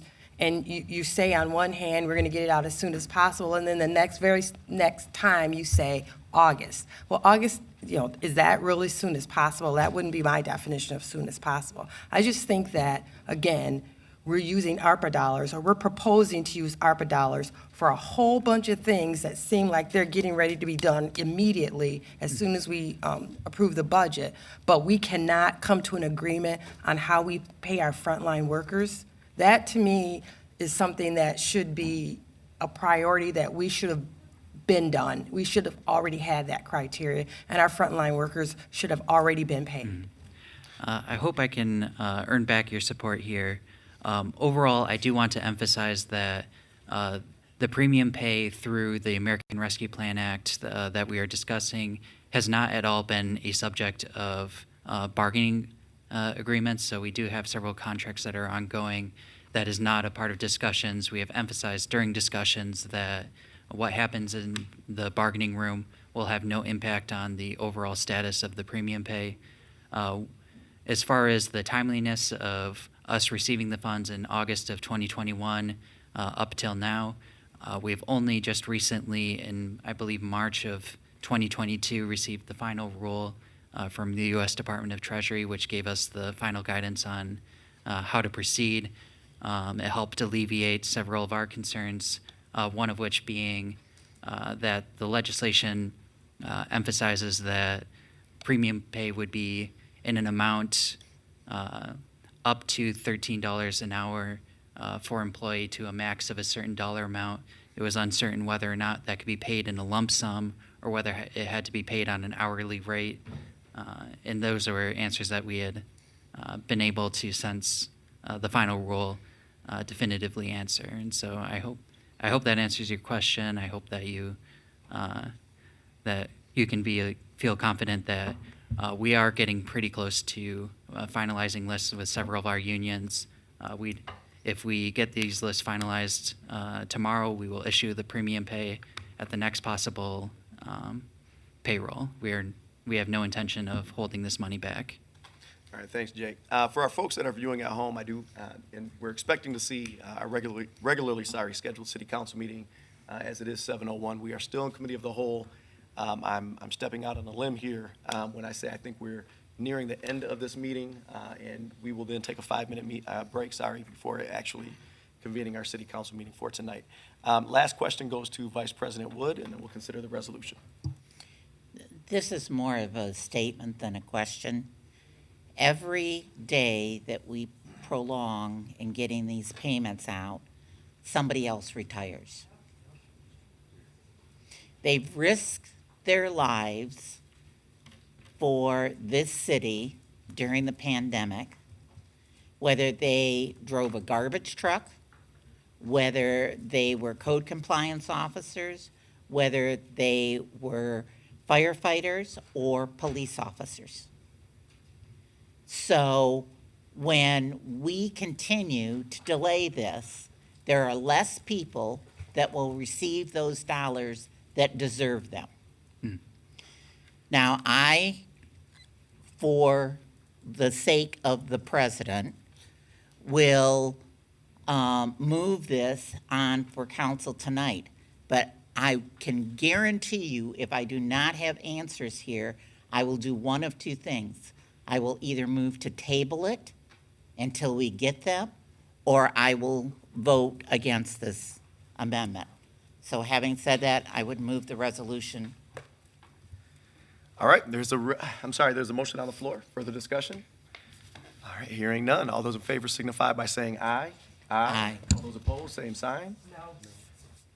That was 6-2. Motion carries. All right, that takes us to action item H. Thank you so much for being here. We appreciate it. This is a resolution to set a public hearing for the Fourth Amendment to the lease agreement with Lansing Shuffleboard LLC, 325 Riverfront Drive. You may remember that we entered into a long-term lease agreement with, again, it is Lansing Shuffleboard LLC for the property at 325 Riverfront Drive at the end of 2020. We also approved the project at that time. In any event, what we have before us is a resolution that deals with a Fourth Amendment. There are some minor changes that will be detailed as part of our city council meeting. So we're actually going to have a presentation on this as part of our special ceremonies. I believe Mr. Chris Klein from LEAP and maybe a representative from Lansing Shuffleboard LLC will be with us at that time. So with that said, Vice President Wood. Thank you. I would move the amendment and, thank you. Amendment for public, yes, the amendment for the public hearing for the 25th of April. Thank you. Thank you. So there is a motion on the floor. Is there further discussion? Hearing and seeing none. All those in favor signify by saying aye. Aye. All those opposed, same sign. Motion carries. That takes us to action item I. This is a resolution, am I on the correct one? Yes. Of rejection of the Elected Officers Compensation Commission recommendation for the mayor. So that folks know at home, the Elected Officers Compensation Commission is a body that's contemplated by our charter. There's also an ordinance that essentially operationalizes that aspect of it. And this body meets to review elected officers' compensation as it pertains to the mayor, the city clerk, and the 8 council members. They meet to review on a biannual basis. At the end of their work, what they do is they actually put forth a decision. At times, wages stay stagnant. At times, they decide that a raise, in their opinion, is warranted. And then what happens is that automatically goes into effect unless a supermajority of council rejects within 30 days. My understanding is that the EOCC, if this cycle essentially has approved a 3% raise for the mayor in both year of 2022 as well as 2023, a 5% raise for the city clerk, also for consecutive years, in addition to $1,000 bonuses. This pay cannot be retroactive, so essentially what that would do is make those two individuals whole for the first few months of this calendar year. This would take the mayor's salary when fully implemented from $139,500 to $148,100, and the clerk's salary from $94,700 to $104,000, again, when fully implemented. The Elected Officers Compensation Commission did decide to keep council salaries frozen through at least the year 2023 and up to 2024. There is a history of increases. Of course, we saw a 20% raise in 2015. We saw an 8% raise for all elected officers in 2019. We saw 4% raises in 2021, and again, 4% raises in 2022. So again, what we have before us tonight is a resolution of rejection. And to discuss that and move the resolution, I'm going to turn the floor over to Vice President Wood. Do you want them moved separately, or? Yeah, so this would be for the mayor. I would move to reject the pay increase for the mayor. There is a motion on the floor. Is there further discussion? I have a Councilman quick Jackson. question. Sorry. Oh, sorry, yes. No, Councilman, Jackson, go. actually, let me go to Councilman Jackson, then Councilman Spatafor. Thank you. So I understand that this is a polarizing issue, and who wants to be responsible for setting either our own or our colleagues' wages and salaries. And I think that's why the charter contemplated that and put in the elected officers' compensation commission that we all vetted as city council, and we all basically confirmed these people to do this job, to figure out what salaries are. And from my understanding, they did this job based on actual methodology, where they looked and compared and had their own discussions, and they invited us all to it. So I may take a little bit of heat for, I guess, supporting their decision if I end up doing that. But it's just hard for me to just say no when I know it's not about job performance review. This is for the seat of the mayor, the position. So just based on the fact that their purpose in the charter is to do this job so that we don't have to, set our own salaries. If it was a recommendation to decrease, I would probably support it for the same reasons that I would probably support this one, being that it's their job to determine it, and I don't want to have that job, so I would leave that to them. Thank you. Councilman Spatafor, and then Vice President Wood. Yeah, I have a question. You mentioned a $1,000 bonus. I'm looking at the transmittal letters, and I don't see that. Is that not in there? That's I thought not that was in there. No. Am I wrong? Okay, so. I never let like me- to tell the so president. let's make sure the information on the record is accurate, okay? So what we're looking at then is the 3% consecutive years and the 5% consecutive years. But again, Yeah. what's on the floor right now is a motion of rejection for the mayor only. Thank you so much for I that. just want to make sure. Nope, I clarified. appreciate that. Vice President Wood. I appreciate, and I think we all appreciate the work that the Elected Compensation Board has done. Part of that, again, is making recommendations to us as a body. We have a number of positions currently that are vacant within the city. Some of those positions have not been able to attract employees because of the pay rate that's there. If I were going to do anything and could wave a magic wand, it would be to use those funds to help increase some of those positions that have remained vacant. As an elected official, and I can only speak for myself, I'm sure the mayor and the clerk would probably say the same thing.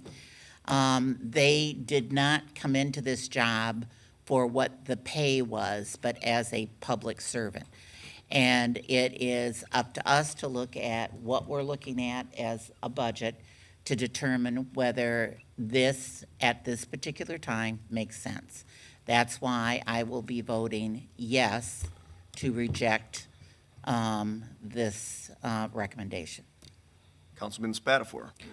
Thank you, Council President. I was a little torn on these resolutions because we've seen, as Councilmember Wood mentioned, the struggle and ability to fill positions at the salaries that we can't afford to pay or that we are paying now. And when I look at the positions of clerk and mayor, they are full-time positions. And I do think that these recommendations, while I would have rather seen both of them be at 3%, more in line with what the employees that have been working so hard for the city would get normally under the contracts we've recently settled. I do think that the clerk's office has done an overwhelmingly impressive job during an unprecedented time to run elections during a pandemic. And the difference between the 3% and the 5% is the $2,000 we're talking about in hero pay, that I'm very much supportive of Councilmember Wood's position on getting those dollars out the door to the folks. So I'm inclined to vote no on this resolution because I do think, while it didn't include a raise for us, I think that's appropriate. These are full-time jobs for these folks. They have families to support. And as I agree with you, they didn't run for the money. I think when I read that the commission was considering 18% catch-up provisions, my first thought was no way at all. I'd be the one drafting the resolution to oppose. But I do see in front of us reasonable to moderate increases as charged by the EOCC, so I will be voting no on these resolutions. All right, are there further questions or comments? Just very quickly, I certainly appreciate, Councilman Jackson, your position and your comments. So I want to explain my position. I will be voting to support this. The EOCC does a tremendous job. As contemplated by our charter, they take a very scientific approach to their review. So they look at similarly sized governments, or I should say cities, similarly structured governments, the workload that's being done. And I certainly appreciate the fact that they work to make it apples to apples. The reason, at least in my opinion, the spirit of having us have this power and authority to essentially check that power, to balance that power, is the fact that there needs to be, when you're talking about elected representatives, there needs to be a balance, right? We have to balance all of that scientific review with some other aspects. As an example, what have our unionized staffs or unionized positions got historically, right? At least over the last 3 to 5 years. And I think when you look at these raises, these probably make sense, at least the 3% piece. However, you also, as elected representatives, you have to look beyond just the city staff. And I think you have to look at the realities of the folks we represent in the city of Lansing. What is their economic reality? Are they dealing with stagnant wages? What's going on with the percentage of poverty or people living in poverty right here in the city of Lansing? You take a look at the vacant positions. You take a look at the salaries we're able to offer and the fact that we're not able to attract, as Vice President Wood spoke to. I mean, there's just a number of things that went into, because to be honest with you, I labored over this decision as well. This is not, me supporting this resolution is not saying that I don't believe Andy Shore is doing his job. It is certainly not to say that I don't believe Clerk Swope is doing his job. It is to say that as I weighed all those other aspects, right, of what should really go into the decision-making process, I just did not feel that consecutive years at 3% and 5%, boosting them both by about $10,000 makes a lot of sense when the folks that I am engaging with in the community certainly aren't seeing those types of raises, not just personally, but even when considering their household income. So with that being said, there is a motion on the floor. Seeing no other further discussion all those in favor signify by saying aye. Aye. All those opposed, same sign. Okay, so motion carries. Yeah. 7-1. Was it 7-1? 6-2. 6-2, sorry. All right, that brings us, that was for the mayor. That brings us to action item J. So the resolution of rejection for the EOCC's recommendation of a 5% raise in consecutive years for the city clerk. And I would move this resolution to reject that recommendation for the city clerk. Fantastic. There is a motion on the floor. Further discussion? Seeing and hearing none, all those in favor signify by saying aye. Aye. All those opposed, same sign. Aye. Okay. I think that was 5-3. Do you want to take a roll call? Just to make sure. For the record, yeah, I want to know who supported, who did not. Thank you. Councilmember Hussein. I'm Yes. sorry, Councilmember Hussein. Yes. Councilmember Wood. Yes. Councilmember Spatafor. No. Councilmember Spitzley. No. Councilmember Garza. Yes. Councilmember Jackson. No. Councilmember Brown. Yes. Councilmember Daniels. Yes. Yep, 5-3. All right. Motion carries. Oh, yes, that's right. This is a supermajority, so the resolution fails. All right, that takes us to action item K, place on file. This is an executive order, 2022-01, renaming the Department of Neighborhoods and Citizen Engagement to the Department of Neighborhoods, Arts, and Citizen Engagement. We do have Delisa. Delisa, do you want to just very, very quickly come down and talk to us about why? Oh, I know she wants to. There's no way that we're letting you off the hook here. Just come on down real quick. Very quickly for the folks that are at home. We, again, are still in committee of the whole. However, this is our last agenda item. What we'll do after Ms. Fontaine very reluctantly talks to us about this name change, we'll adjourn for 5 minutes before we convene our meeting tonight. Thank you so much. Yep, just make sure the green light's on. And we actually had, Delisa, just so you know, first of all, Robin Anderson King, who I believe is your administrative assistant, does a tremendous job. And she was at several meetings that I was at last week, kind of spoke very briefly to this. And she was also at my constituent contact meeting this past Saturday and spoke very briefly to this. So I understand it. I just want folks at home and also folks at the dais to understand it. So Ms. Fontaine, go ahead. So I apologize. I'm completely unprepared. I just came to support my fellow colleagues on their presentations and just take notes on how to present on the 25th. But we are adding arts into our name. It would have been fun to be the dance department, of course, Department of Arts Neighborhood, but we wanted to keep neighborhoods as our main focus. That will never go away. Neighborhoods will always be our number one priority. But bringing in the arts, the new Arts Commission that'll be joining with the city is just giving our neighborhoods and our civic organizations kind of a greater advantage to pulling more arts into our neighborhoods and into our communities. I hope that helps. It does, absolutely. Sorry. No, fantastic. Do we have questions, comments? I was really disappointed it wasn't dance, but All right, seeing none, Vice President Wood. I would move to place on file. All right, there's a motion on the floor for the discussion. Seeing and hearing none, all those in favor signify by saying aye. Aye. All those opposed, same sign. Motion carries. Do we have any other business before the body? Seeing none, we are adjourned at 7:17, and we will begin our city council meeting at about 7:20. Let's go for 7:25. I know. It's not. So you end up voting